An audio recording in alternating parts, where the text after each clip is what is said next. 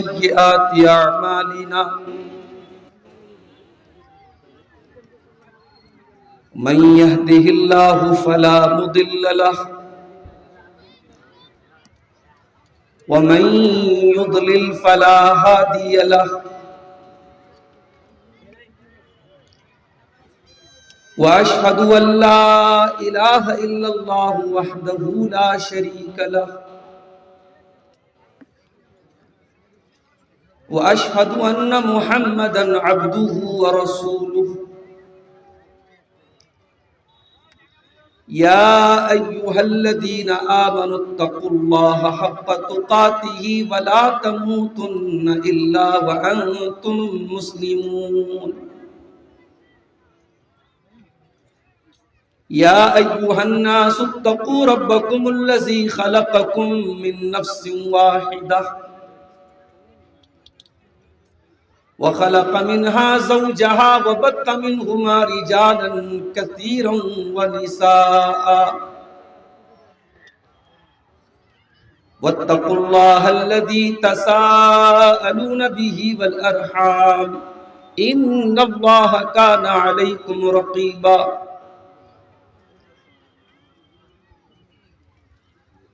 يا أيها الذين آمنوا اتقوا الله وقولوا قولا سديدا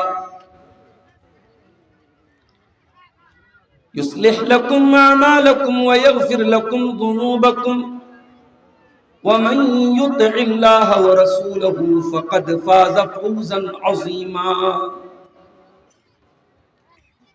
أما بعد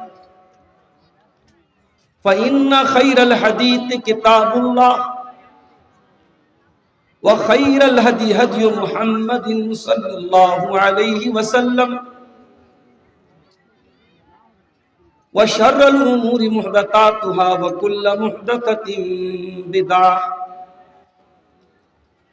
وكل بدعة ضلالة وكل ضلالة في النار أعوذ بالله من الشيطان الرجيم بسم الله الرحمن الرحيم قد أفلح المؤمنون الذين هم في صلاتهم خاشعون والذين هم عن اللغو معرضون والذين هم للزكاة فاعلون والذين هم لفروجهم حافظون إلا على أزواجهم أو ما ملكت أيمانهم فإنهم غير ملومين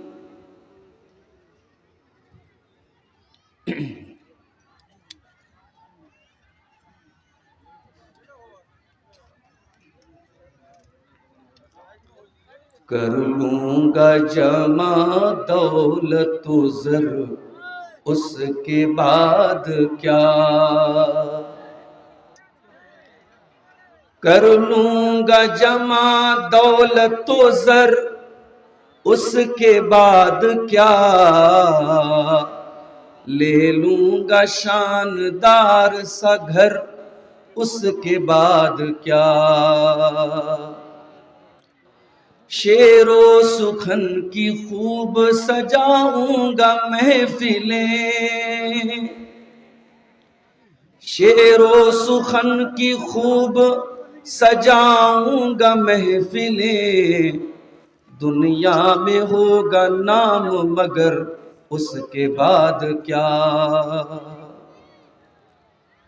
موج آئے گی تو سارے جہاں کی کروں گا سیر موج آئے گی تو سارے جہاں کی کروں گا سیر واپس وہی پرانا نگر اس کے بعد کیا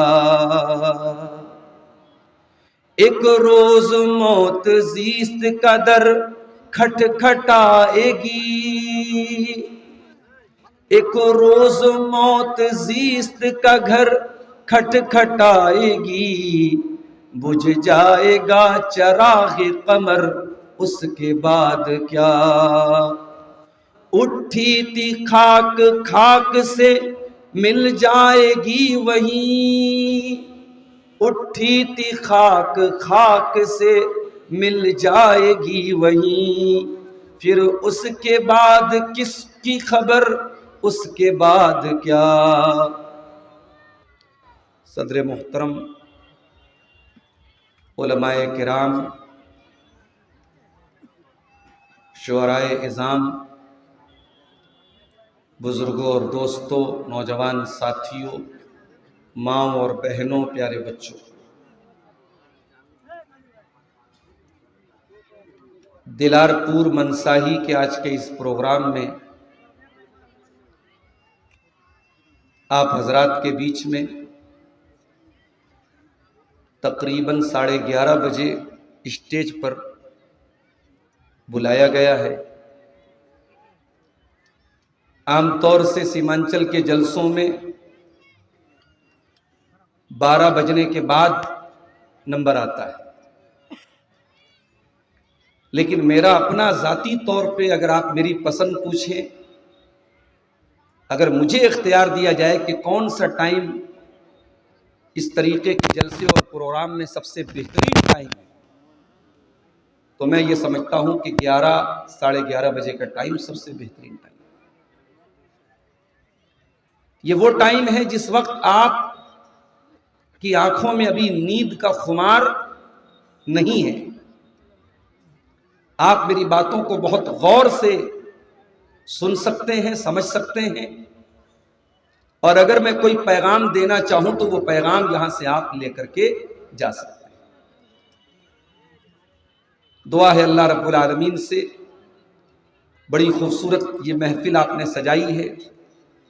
سیمانچل اور آس پاس کے علماء کے علاوہ اتر پردیش کی دھرتی سے آپ نے ایک مقرر کو اور 2 شعراء کو بھی بلایا ہے۔ اللہ آپ کی اس حاضری کو، اس مجلس کو شرف قبولیت بخشے اور ہم سب کو کہنے سننے سے زیادہ عمل کی توفیق عطا فرمائے۔ میرے بھائیوں، آج کے دور میں ہر انسان اگر کسی چیز کا طلبگار ہے، کسی چیز کا متلاشی ہے، کسی چیز کی دھن ہے انسان کو، تو وہ ہے کامیابی۔ دنیا میں کوئی بھی ایسا نہیں ہے جو ناکام ہونا چاہتا ہے۔ آپ جس فیلڈ میں بھی ہیں، ٹیچر ہیں، مقرر ہیں، شاعر ہیں، مزدور ہیں، کاروباری ہیں، کسی بھی فیلڈ میں آپ ہیں، آپ اپنی فیلڈ میں، اپنے میدان میں کامیاب ہونا چاہتے ہیں، سفل ہونا چاہتے ہیں، سکسیسفل ہونا چاہتے ہیں۔ سوال یہ ہے کہ کامیابی کس چیز کا نام ہے؟ کیا اگر ایک انسان کے پاس دولت بہت زیادہ ہے تو وہ کامیاب ہے؟ اگر واقعی میں دولت یہ کامیابی کی ضمانت ہوتی تو قارون سے بڑا کامیاب کون ہے؟ ان قارون کان من قوم موسیٰ فبغى علیہم، یہ قارون حضرت موسیٰ علیہ السلام کی قوم میں سے تھا، بہت پیسے والا تھا۔ وَآتَيْنَاهُ مِنَ الْكُنُوزِ مَا إِنَّ مَفَاتِحَهُ لَتَنُوءُ بِالْعُصْبَةِ أُولِي الْقُوَّةِ، اس کے خزانوں کی چابیاں بڑے بڑے پہلوانوں کی ایک جماعت بڑی مشکل سے اٹھاتی تھی، اتنی دولت تھی قارون کے پاس۔ دولت تو تھی لیکن دولت کے ساتھ تکبر تھا، دولت کے ساتھ اہنکار تھا، دولت کے ساتھ غرور تھا، دولت کے ساتھ غریبوں پر اتیاچار تھا، دولت کے ساتھ ایمان نہیں تھا، دولت کے ساتھ لوگوں کے ساتھ ہمدردی نہیں تھی۔ انجام کیا ہوا؟ فَخَسَفْنَا بِهِ وَبِدَارِهِ الْأَرْضَ، ہم نے قارون کو زمین میں دھسا دیا، قارون بھی زمین میں دھسا دیا گیا۔ قارون کا محل بھی زمین میں دھسا دیا گیا. وَمَا كَانَ لَهُ مِنْ فِئَةٍ يَنْصُرُونَهُ مِنْ دُونِ اللَّهِ. اور جب اللہ کا عذاب آیا تو دنیا کی کوئی شکتی، کوئی طاقت ایسی نہیں تھی جو قارون کی رکشا کر سکے، جو قارون کی حفاظت کر سکے. تو یہ پروف ہوا، یہ ثابت ہوا کہ دولت یہ کامیابی کی گارنٹی نہیں. چلو ایک قدم اور آگے بڑھتے ہیں. بہار میں الیکشن ہوا، کوئی جیت گیا، کوئی ہار گیا. جیتنے والوں کو جیتنے کی خوشی، ہارنے والوں کو ہارنے کا غم. کسی کو ستا پانے کا سکھ، کسی کو ستا نہ پانے کا دکھ. محنت تو سب نے کی، کسی کو ستا ملی، کسی کو نہیں ملی. لیکن کیا ہم یہ کہہ سکتے ہیں کہ جس کو حکومت مل گئی ہے وہ کامیاب ہے؟ یہ تو بہار کا ایک چھوٹا سا اسٹیٹ ہے. ایک بہت بڑا بادشاہ تھا جو مصر کا بادشاہ تھا. He was the king of Egypt. اس کے ہاتھ میں مصر کی بادشاہت تھی. دریائے نیل اس کی حکومت پہ بہتا تھا، دریائے قلزم اس کی حکومت پہ بہتا تھا. اس بادشاہ کا نام فرعون تھا. یہ فرعون اتنا بڑا بادشاہ تھا، اپنے آگے سجدہ کرواتا تھا. انا ربکم الاعلی کا دعویٰ کرتا تھا، میں رب ہوں تمہارا. لیکن کیا فرعون ہمیشہ بادشاہ رہا؟ اس کی سطح ہمیشہ رہی، اس کی کرسی ہمیشہ رہی؟ نہیں. ایک وقت وہ آیا، موسیٰ علیہ السلام اپنے ساتھیوں کو لے کر کے جا رہے تھے. فرعون پیچھا کر رہا تھا، سامنے دریا آ گیا. موسیٰ علیہ السلام کے ساتھی گھبرا گئے، کہنے لگے اے موسیٰ اب تو ہم پکڑ لیے جائیں گے، گرفتار ہو جائیں گے. موسیٰ علیہ السلام کہتے کلا ان معی ربی سیہدین، میرا رب ضرور میری مدد کرے گا، میرا رب ضرور مجھے کوئی راستہ دکھائے گا. فَأَوْحَيْنَا إِلَى مُوسَىٰ أَنِ اضْرِب بِّعَصَاكَ الْبَحْرَ، ہم نے کہا ہے موسیٰ اپنی لاٹھی کو پانی کے اوپر مار دو. موسیٰ علیہ السلام نے اپنی لاٹھی کو پانی پہ مارا. فَكَانَ كُلُّ فِرْقٍ كَالطَّوْدِ الْعَظِيمِ، سمندر کے دریا کے دو پھٹ ہو گئے، دریا میں بیچ میں راستہ بن گیا. آج آپ کے منیہاری سے صاحب گنج جانے کے لیے اتنا بڑا برج بن رہا ہے، کئی سال سے کام ہو رہا ہے. پانی کے اندر پلر کھڑے کرنے پڑتے ہیں، پانی کے اندر آسان کام تو نہیں ہے برج بنانا. بڑا کروڑوں کا سرمایہ لگتا ہے تب جا کر کے ایک برج تیار ہوتا ہے. اللہ تعالی علی کل شیء قدیر ہے.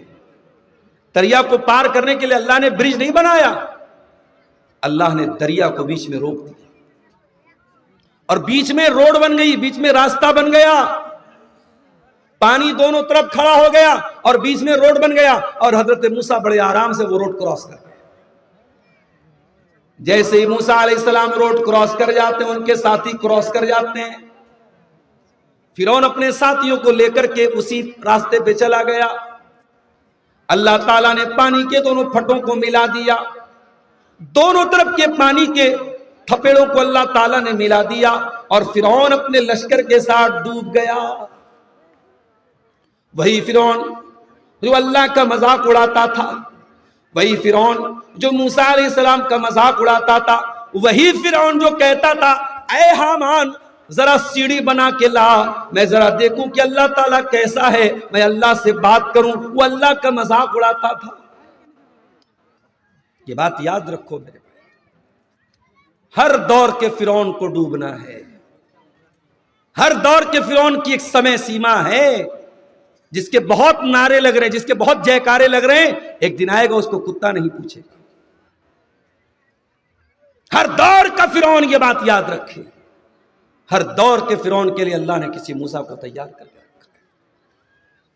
فرعون ڈوب گیا، ساری حکومت ختم، سارا شاسن ختم، سارا پروٹوکول ختم. کم ترکوا من جنات وعیون وزروع ومقام کریم ونعمت کانوا فیہا فاکہین۔ فرعون چلا گیا، محل چھوڑ کے چلا گیا، باغات چھوڑ کے چلا گیا، اپنے بہت بڑے بڑے کھجوروں کے پیڑ چھوڑ کے چلا گیا، بڑی بڑی کھیتیاں چھوڑ کے چلا گیا۔ کذالک وَأَوْرَثْنَاهَا قَوْمًا آخَرِينَ، محل آج بھی ہے، کھیتی آج بھی ہے، کھجوروں کے باغات آج بھی ہیں، مگر ان کا مالک فرعون نہیں ہے، کوئی اور ہے، ہم نے کسی اور کو وارث بنا دیا۔ فَمَا بَكَتْ عَلَيْهِمُ السَّمَاءُ وَالْأَرْضُ وَمَا كَانُوا مُنظَرِينَ۔ فرعون مر گیا اور فرعون کے اوپر کوئی رونے والا نہیں تھا، کوئی آنسو بہانے والا نہیں۔ اسی لیے کہا جاتا ہے ارے مرو تو ایسی موت مرو کہ چار لوگ آنسو بہائیں آپ کی۔ موت اس کی ہوئی جس کا کرے زمانہ افسوس، یوں تو دنیا میں سبھی آئے ہیں مرنے کے۔ فرعون مر گیا، ختم ہو گیا، مگر فرعون پر کوئی آنسو بہانے والا نہیں ہے میرے پیارے صاحب۔ پتہ یہ چلا کہ حکومت بھی کامیابی کی گارنٹی نہیں ہے، ورنہ فرعون کامیاب ہوتا۔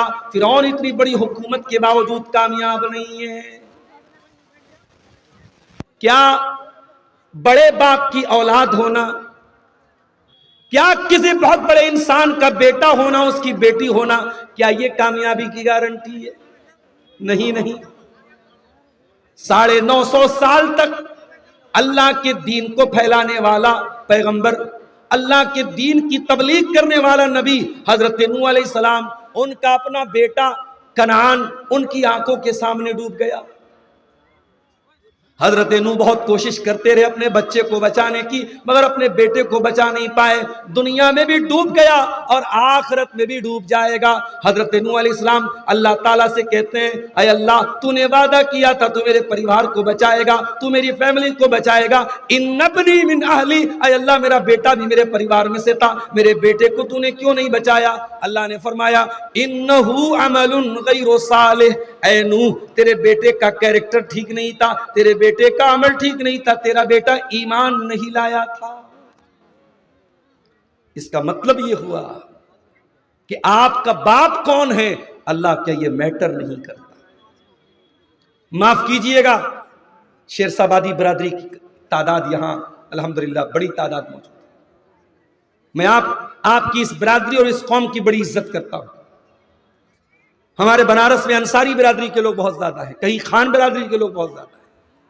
یہ برادری، یہ ٹائٹل، یہ سرنیم اللہ تعالیٰ کیا اس کی کوئی حیثیت نہیں ہے میرے ساتھ۔ اللہ کیا یہ نہیں پوچھا جائے گا تیری برادری کیا تھی؟ تو شیرسا بادی تھا کہ تو سرجا پوری تھا کہ تو شیخ تھا کہ تو انصاری تھا کہ تو بہار کا تھا کہ تو بنگال کا تھا؟ اللہ تعالیٰ کیا یہ سرنیم اور یہ ٹائٹل نہیں پوچھے جائیں گے؟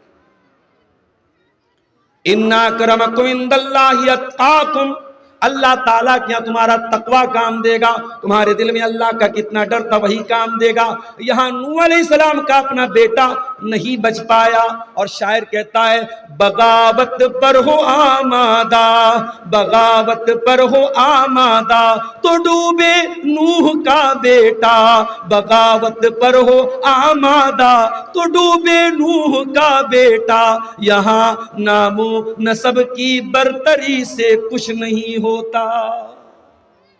آپ کا خاندان اللہ کیا آپ کو نہیں بچائے گا، آپ کی برادری اللہ کیا آپ کو نہیں بچائے گا۔